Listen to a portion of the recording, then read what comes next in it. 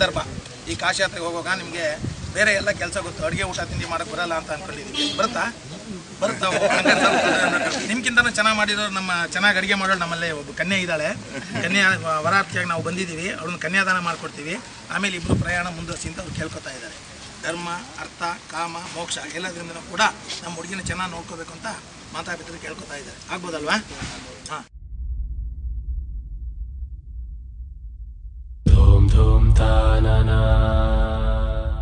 ಧೂಮ್ ಧೂಮ್ ತಾನನ ಧೂಮ್ ಧೂಮ್ ತಾನನ ಧೂಮ್ ಧೂಮ್ ತಾನನ ಧೂಮ್ ಧೂಮ್ ತಾನನ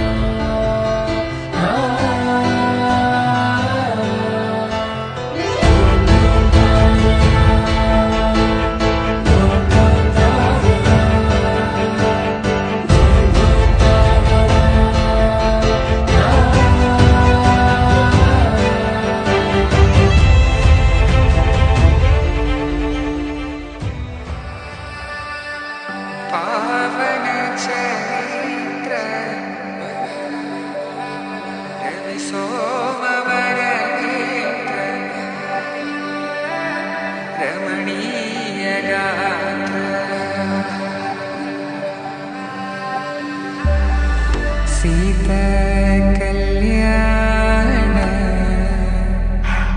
वैभोग में राम कल्याण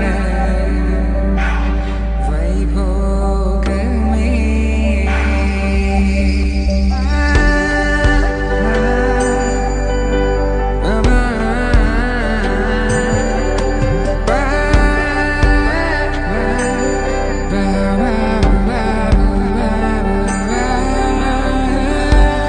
ಶುಭಾಶಯವಿದೆ, ಅಕ್ಷತೆಯೂ ಇದೆ, ಮದುವೆಯ ವಾದ್ಯ ಮೊಳಗಿದೆ.